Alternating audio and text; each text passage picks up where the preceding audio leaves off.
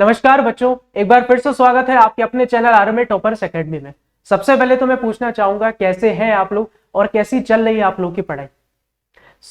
सबसे पहले दो लाइनें आप लोग के लिए लिखी है, एक बार उनको सुनिए। मेरे साथ चलने की बात पर बहुत लोग साथ चले, मगर कुछ लोग बीच में बदल गए और कुछ लोगों ने अपने रास्ते ही बदल लिए। सर, इस शायरी वाली लाइन से कहना क्या चाहते हो? ये शायरी बेटा तुम लोग की कहानी बता रही। जब बेटा सेशन की शुरुआत होती है ना, चाहे 11th की हो, 12th की हो, या फिर किसी आप कॉम्पिटेटिव एग्जाम की तैयारी करो, तो शुरू में तो आप अपने आप से बहुत सारे वादे करते हो कि नहीं सर, आप हमें जितना होमवर्क दोगे हम उतना होमवर्क करेंगे, प्रैक्टिस भी साथ में करेंगे, जितने घंटे कहोगे उतने घंटे पढ़ेंगे। लेकिन बाद में जैसे जैसे टाइम बीतता जाता है, प्रैक्टिस सही से नहीं हो पाती है, रिवीजन प्रॉपर तरीके से नहीं हो पाता है, टीचर आगे चला जाता है, आप पीछे रह जाते हो, और बाद में ये सारी चीजें पाइल्ड अप होकर इतनी ज्यादा प्रॉब्लम क्रिएट करती है कि आप अपनी इस जर्नी में अलग अलग अल्टरनेटिव ढूंढने लगते हो। तो मैं आपसे बस यही कहना चाहूंगा कि जो सपना आपने देखा था ना बेटा डॉक्टर बनने का, अगर आपको निकालना है तो बेटा मेहनत करनी पड़ेगी। और मैं इस बात को जानता हूं कि बाकी सारे सब्जेक्ट बायो केमिस्ट्री आपके लिए ठीक है, आपको सबसे ज्यादा जो प्रॉब्लम आ रही है वो फिजिक्स में आ रही है। अब फिजिक्स को बेटर कैसे बनाएं? तो मैं बोलता हूं आप फिजिक्स को एक रिलेशनशिप की तरफ देखो। आप जितना ज्यादा उसके साथ समय बिताओगे वो चीज उतनी ज्यादा बेटर होती जाएगी। सिर्फ देखने से नहीं होगा, करने से होगा। सिर्फ बोलने से नहीं होगा, इस पेन को उठाना पड़ेगा, प्रैक्टिस करनी पड़ेगी, तब जाके सिलेक्शन होगा। तो खैर, वीडियो को ज्यादा बड़ा नहीं करेंगे, सीधा टॉपिक पे आ जाते हैं। आज बेटा हम बात करने वाले आपके नीट के एग्जाम के लिए लगभग 40 दिन के आसपास बचे हुए हैं। अब ऐसे में अगर आप सब कुछ करने जाओगे तो बहुत हद तक पॉसिबिलिटी है कि आप सही से तैयारी नहीं कर पाओगे, क्योंकि जो लोग ये वीडियो देख रहे हैं, हो सकता है किसी की 11th वीक हो सकता है किसी की 12th वीक हो, या हो सकता है दोनों ही वीक हो। तो ऐसे में सब कुछ करना तो ठीक है नहीं। तो किस किस चैप्टर को आपको पहले टारगेट करना चाहिए, किसको बाद में करना चाहिए, इस बारे में हम बात करने वाले हैं। सबसे पहले मैं आपको वेटेज बताऊंगा कि नीट में किसकी वेटेज ज्यादा है, किसकी वेटेज कम है, जो चैप्टर बड़े हैं उनमें से किन टॉपिक को आपको पहले करना चाहिए और किन टॉपिक को आपको बाद में करना चाहिए। देखिए, सबसे पहले मैं 12th क्लास की बात करता हूं। देखो, 11th को तो काफी टाइम हो गया, आधे लोग को तो अभी 12th भी भूलना शुरू कर दिए होंगे, 11th का तो बहुत दूर की बात है। सबसे पहले 12th की बात करते हैं, क्योंकि 12th आप रिसेंट में पढ़ के आ रहे हो और उम्मीद है कि हाँ 12th आपने ठीक ठाक तरीके से पढ़ी होगी, ठीक है, लास्ट टाइम। देखिए,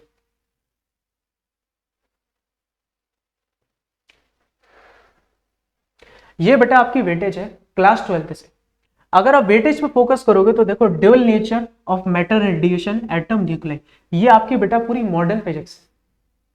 मॉडर्न फिजिक्स की वेटेज कितनी है? 23% वेटेज बता रहे हैं। आप खुद सोचो, आपने खुद मॉडर्न फिजिक्स पढ़ी होगी, और बेटा मॉडर्न फिजिक्स जो होती है सबसे ज्यादा स्कोरिंग भी होती है। आप खुद बताओ, इसको करने के लिए आपको कितने दिन चाहिए? एक बार हो सकता है आपने बोर्ड एग्जाम के टाइम पढ़ा भी होगा, अगर आपने इसे बेटा ढंग से भी पढ़ रखा है, मैं न्यूमेरिकल की तो बात ही नहीं कर रहा हूं, अगर आपने थ्योरेटिकल वाइज भी पढ़ रखा है पहले से, ठीक है, और ये आप केमिस्ट्री में भी पहले से पढ़ते हो, तो आप भी इस बात को जान रहे हो कि इस पूरे को करने में, इन 3 या 4 चैप्टर को करने में आपको कम से कम 4 दिन से ज्यादा नहीं लगेंगे। 4 भी मैंने शायद ज्यादा बोल दिया, 3 दिन काफी है। बहुत ईजी चैप्टर है, और अगर आपने पहले पढ़ रखा है, केमिस्ट्री में भी आपने पढ़ा होगा 11th class structure of atom के अंदर, तो होता ही है कि जो चीज हमने पहले पढ़ रखी होती है उसको करने में हमें कम समय लगता है। तो 4 दिन आपके इस टॉपिक के लिए हो गए। फिर बेटा मैं बात करता हूं इलेक्ट्रोस्टैटिक और करंट इलेक्ट्रिसिटी।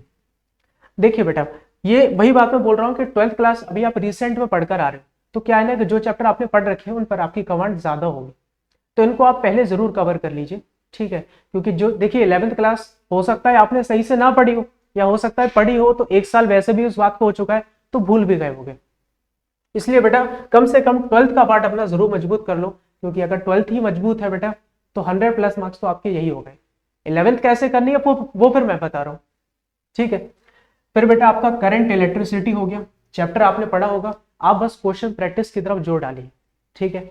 इसके अलावा बेटा मैग्नेटिक इफेक्ट ऑफ करंट हो गया, मैग्नेटिज्म हो गया, इसके अंदर से ही बेटा 2 से 3 क्वेश्चन देखने मिल रहे हैं नीट एग्जाम के अंदर। और बेटा करंट इलेक्ट्रिसिटी के अंदर तो मैं कहूंगा आपके 3 से 4 क्वेश्चन पक्का मिलेंगे, किस तरह के सवाल मिल रहे हैं बेटा, आपके किरचॉफ के क्वेश्चन मिल रहे हैं, ठीक है, आपके मीटर ब्रिज के क्वेश्चन इसमें देखने मिल रहे हैं। मीटर ब्रिज और पोटेंशियोमीटर आपके सिलेबस में नहीं था, लेकिन जब नीट की बात आती है तो आपको पढ़ना पड़ेगा। आपके पोटेंशियोमीटर के सवाल देखने मिल रहे हैं, ठीक है। गैल्वेनोमीटर भी बेटा इसी के अंदर इंक्लूड कर देते हैं जब कंपटीशन की हम बात करते हैं, तो इस बात को ध्यान रखना। फिर बेटा इलेक्ट्रोस्टैटिक्स हो गया, ये भी आपने पढ़ा होगा। तो मैं यही कहना चाहता हूं कि क्लास 12th की जब बात कर रहे हैं, देखो क्लास 12th की जब बात कर रहे हैं, अभी आप रिसेंट में पढ़कर आ रहे हो, तो ये पूरा टॉपिक आप अच्छे से कर लो, ठीक है। ड्यूल ये जान ही रहे हो 3 से 4 दिन का टॉपिक है। ऑप्टिक्स वाले पार्ट के लिए मैं कहूंगा आप सबसे आखिरी में देखना, इनफैक्ट 11th क्लास के भी आप टॉपिक कर लो उसके बाद देखना, क्योंकि बेटा इसका रीजन ये है, अगर आप इसको करने जाओगे तो केवल रे ऑप्टिक्स में ही आपको 6 से 7 दिन लग सकते हैं, 6 दिन आपको फिर भी लग जाएंगे। अगर आपने सही से नहीं पढ़ रखा है या बिल्कुल नहीं पढ़ रखा है तो हो सकता है थोड़ा और ज्यादा लग जाए, बट बेटा एटलीस्ट इतना समय लग जाता है। तो मैं कहूंगा ऑप्टिक्स वाले पार्ट को आप बिल्कुल बाद में दें, ध्यान रखें, ठीक है। फिर इलेक्ट्रॉनिक डिवाइसेस की बात आ जाती है, डिवाइस बेटा कुछ और भी आ जाते हैं, ध्यान रखना, क्योंकि बेटा आपने जो सिलेबस पढ़ा है बोर्ड के लिए उसमें और भी बहुत सारी चीजें एडअप हो जाती हैं।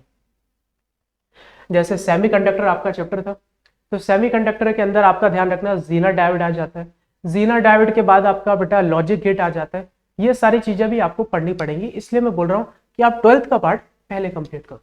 तो ठीक है, मैं 12th के पार्ट पे अब ज्यादा बातें नहीं करूंगा, मैं 11th के पार्ट पे आ जाता हूँ। आपको कुछ नहीं करना, डिलेटेड टॉपिक्स पढ़ने और प्रैक्टिस पर जोर डालना है, क्योंकि आपने बोल रहा हूँ ना कि बोर्ड एग्जाम के लिए देखो थोड़ा बहुत तो किसी ने पढ़ा ही होगा।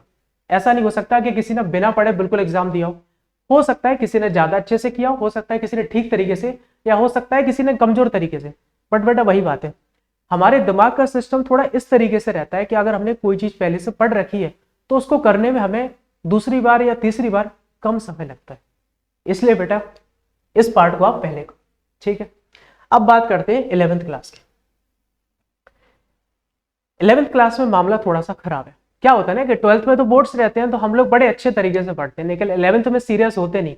11th में हर किसी को हवाबाजी होती है। तो कौन से चैप्टर है सर जो हम पहले करें, जिनको करना हमारे लिए आसान रहेगा? आप बेटा मैकेनिक्स से शुरू मत करना, ये मैं आपको कहूंगा।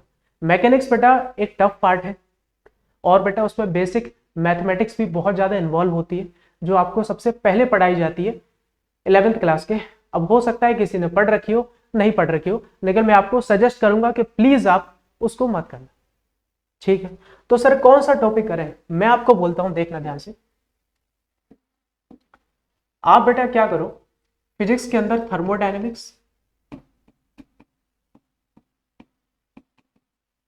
आपका केटीजी चैप्टर हो गया, काइनेटिक थ्योरी ऑफ गैसेस, और आपका हो गया थर्मल प्रॉपर्टीज ऑफ मैटर।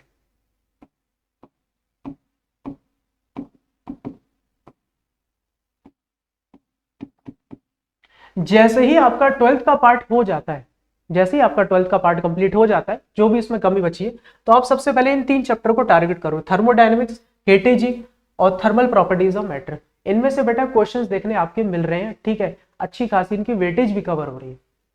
अच्छा, मैं अभी आपको वेटेज बता दूंगा, जैसे क्लास 12th की वेटेज होती है ऐसी क्लास 11th की भी होती है। सेकंड बेटा आप ध्यान दो सॉलिड एंड फ्लूइड वाले चैप्टर।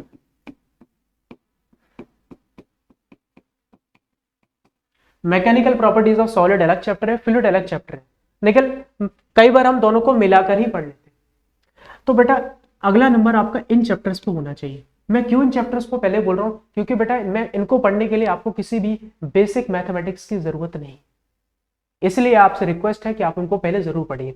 अच्छा, सॉलिड एंड फ्लूइड, बेटा सॉलिड तो छोटा चैप्टर है, इसमें देखिए आपको 2 टॉपिक पे फोकस रहना चाहिए। एक हो गया स्ट्रेस और स्ट्रेन, उसके बीच का ग्राफ, और अगला आपका टॉपिक हो गया मॉडुलस ऑफ इलास्टिसिटी।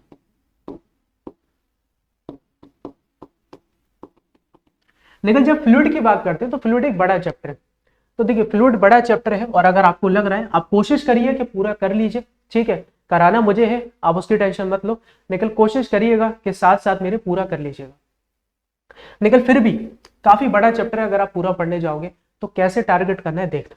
आप देखो बेटा कौन कौन से टॉपिक को टारगेट करो, मैं क्वेश्चन के रिगार्डिंग बता रहा हूं। मैंने पिछले 5 साल के पेपर का एनालिसिस किया है और मैंने अंदाजा लगाया कि हाँ, नीट भी कुछ सीबीएसई जैसा ही हाल कर रहा है, वो भी कुछ सिलेक्टेड टॉपिक के अंदर से ही क्वेश्चन पूछने का काम कर रहा है। आप सरफेस टेंशन को जरूर करके जाओ। आप आर्किमिडीज, अब आर्किमिडीज में ऐसा नहीं कि प्रिंसिपल पढ़कर हमारा काम चल जाएगा। आर्किमिडीज में आप क्या करो, इसके क्वेश्चन पर ज्यादातर फोकस करो क्योंकि वो जरूर पूछे जा रहे हैं। फिर आपका बर्नौली हो गया,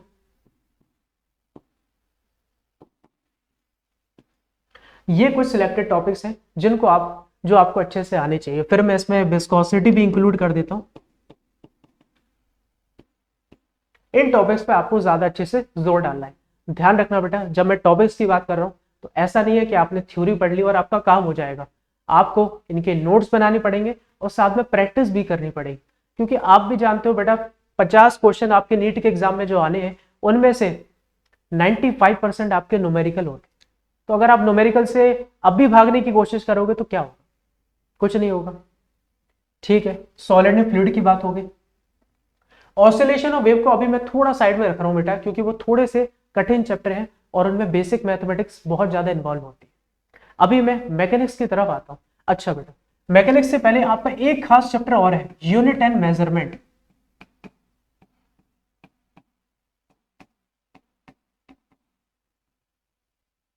बेटा यूनिट एंड मेजरमेंट में कम से कम आपके 3 सवाल पूछे जा रहे हैं। 3 सवाल, एक क्वेश्चन होता है 4 नंबर का, तो आप खुद सोचो आपके 12 मार्क्स तो यही पक्के हो गए। 12 मार्क्स आपके यही कंफर्म हो गए। किस टॉपिक में से ज्यादातर टारगेट किए जा रहे हैं, तो बेटा पहला आपका टॉपिक है एरर, इसमें से आपका सवाल पूछा जा रहा है। दूसरा जो आपका टॉपिक है वो आपका है डिवाइस। डिवाइस मतलब वर्नियर कैलिपर, स्क्रू गॉज और स्पेरोमीटर।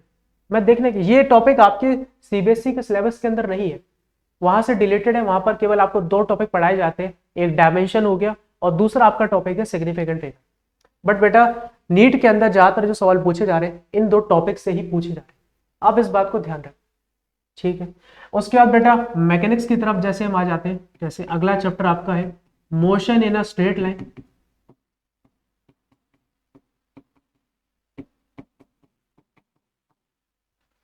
बेटा motion in a straight line में आपको बेटा ग्राफ सही से पढ़ने, उसके बाद बेटा रिलेटिव वेलोसिटी, ये टॉपिक आपको अच्छे से आना चाहिए।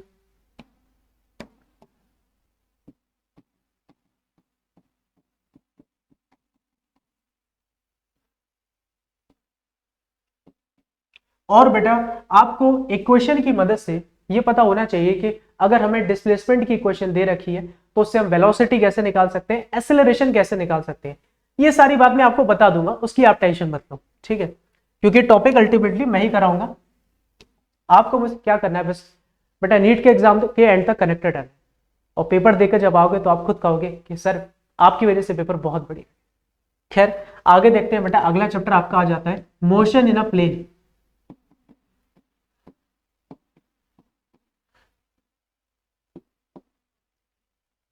मोशन इन अ प्लेन में बेटा 2 टॉपिक पे आप फोकस करोगे, प्रोजेक्टाइल। कुछ लोगों को लगेगा कि सर वेक्टर क्यों नहीं ले रहे, क्योंकि बेटा वेक्टर जो है वो बेसिक मैथमेटिक्स के अंदर ही आता है। आपका प्रोजेक्टाइल हो गया और आपका हो गया सर्कुलर मोशन, इन टॉपिक को ध्यान। फिर बेटा Newton's law of motion NLM की बात कर लेते हैं। जब हम एनएलएम की बात करते हैं तो ध्यान रखना आपको सबसे पहले पुली वाले क्वेश्चन बहुत अच्छे से आने चाहिए, और इसी का एक टॉपिक है पुली ऑब्लिक कांस्टेंट, इसी का ही पार्ट। अगला बेटा जो आपको आना चाहिए फ्रिक्शन, ये टॉपिक आपको अच्छे से आने चाहिए। ठीक है, उसके बाद बेटा अगला जो चैप्टर है वर्क पावर एनर्जी, उस पर बात कर लेते हैं।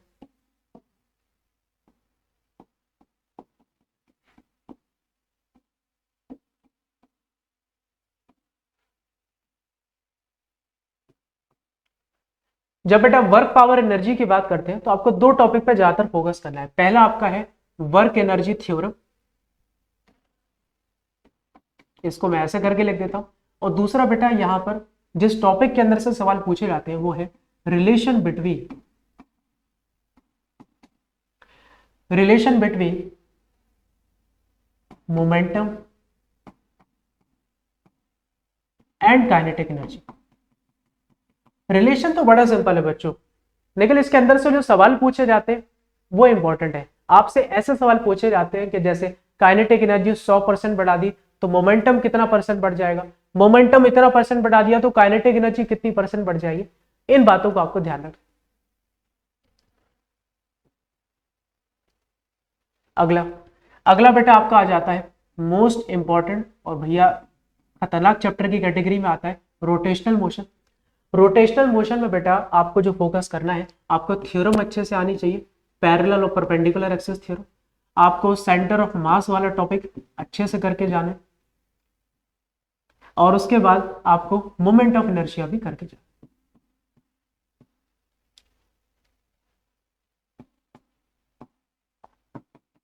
इसी में आप चाहो तो टॉर्क को भी इंक्लूड कर सकते हो और एंगुलर मोमेंटम भी। तो बेटा और लास्ट चैप्टर आपका जो आ जाता है उसको और लिख देता हूं मैं, ग्रेविटेशन।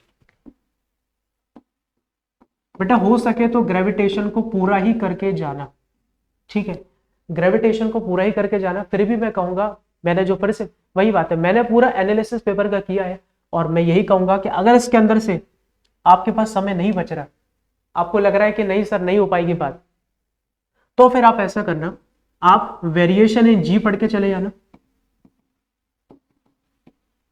इसमें से आपके क्वेश्चन जरूर पूछे जा रहे हैं बेटा। आप 2023, 2022, 2021 3 साल का पेपर उठा के देख लो, आपको पक्का क्वेश्चन दिखेगा एक ना एक इसमें से, हो सकता है इससे ज्यादा भी आ जाए। आपको जी का वेरिएशन पता होना चाहिए, हाइट के साथ और डेप्थ के साथ, रोटेशन के साथ, इसमें से आपसे सवाल जरूर पूछा जा रहा है। फिर बेटा अगर हम बात करें, एक टॉपिक जो मैं और इंक्लूड कर देता हूं, एस्केप और ऑर्बिटल।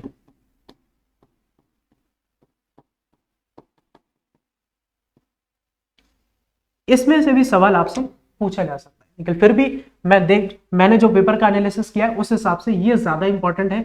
एस्केप और ऑर्बिटल आपके स्कूल लेवल एग्जाम के लिए तो बहुत इंपॉर्टेंट रहता है एज अ डेरिवेशन, बट सवाल इससे कम पूछे जाते हैं। इसके बाद बेटा ऑसिलेशन ऑफ वेव को मैंने इसमें इंक्लूड नहीं किया है, क्योंकि मैं बोल रहा हूं उसमें बेसिक मैथमेटिक्स बहुत ज्यादा इंक्लूड है। तो अगर आप चाहो तो वो पढ़ सकते हो, लेकिन आपको पहले बेसिक मैथमेटिक्स पढ़नी पड़ेगी, अदरवाइज आप उसके क्वेश्चंस नहीं कर पाओ। आप एक बात समझो बेटा कि आप सोच रहे होगे कि सर इतने टॉपिक पढ़ के कैसे काम चलेगा, हमें तो सब कुछ पढ़ना है। बेटा अगर 6-7 महीने बचे होते तो मैं बिल्कुल आपसे बोलता आप पूरे टॉपिक पढ़ के जाओ, कुछ भी मत छोड़ो, बट अभी केवल 40 दिन बचे। आप इस बात को समझो कि अगर आपने 30 चैप्टर पढ़े बट उनकी प्रैक्टिस एक बार करी है, तो बहुत हद तक चांस है कि पेपर में जो सवाल आएगा हो सकता है आपने जो पढ़ा उसमें से ना आए, क्योंकि आप वही बात है ना, चैप्टर ज्यादा हो गए तो आप प्रैक्टिस पे उतना ध्यान नहीं दे गए। बट अगर आपने 15 चैप्टर भी पढ़े बट उनकी प्रैक्टिस जो है मल्टीपल टाइम्स की है, तो आप सिलेक्शन ले जाओगे। तो मैं यही कहना चाहूंगा, ज्यादा सोचो नहीं, ठीक है, मुस्कुराते जरूर रहो और अपनी तरफ से बेस्ट दो। एक बार अपनी तरफ से बेस्ट देखा तो देखो, ठीक है, मुस्कुराने से कठिन प्रॉब्लम भी सॉल्व हो जाती है। तो ये बेटा वो कुछ टॉपिक थे जो आपको बहुत हेल्प करेंगे अगर आप नीट के एग्जाम के अंदर फिजिक्स में बहुत अच्छे मार्क्स स्कोर करना चाहते हो। अब सर आपने ये तो बता दिया कि कौन कौन से टॉपिक है, करें कैसे, कहां से करेंगे। बेटा कल से ही आपको रेगुलर वीडियोस इस चैनल पे मिलनी शुरू हो जाएगी, और मैं गारंटी इस बात की लिख के दे रहा हूं, अगर आप लास्ट तक कनेक्ट रहते हो, ठीक है, तो आपका फिजिक्स का जो पोर्शन है नीट के अंदर बहुत अच्छा जाएगा। सिलेक्शन की भी नहीं बोल रहा हूं, क्योंकि देखिए सिलेक्शन जो होगा वो आपके तीनों टॉपिक के अंदर, तीनों टॉपिक पर डिपेंड करेगा कि आपका बायोलॉजी वाला पार्ट कैसा है, आपका केमिस्ट्री पार्ट कैसा है और आपका फिजिक्स वाला पार्ट कैसा है। बट फिजिक्स की मैं गारंटी ले रहा हूं कि अगर जो मैंने बताया अगर आपने उसको फॉलो कर लिया तो आप सिलेक्शन ले जाओगे। मिलते हैं नेक्स्ट वीडियो के अंदर, ठीक है। यूनिट एंड मेजरमेंट का जो नेक्स्ट पार्ट है वो आपको कल जरूर मिल जाएगा। Tata, good bye.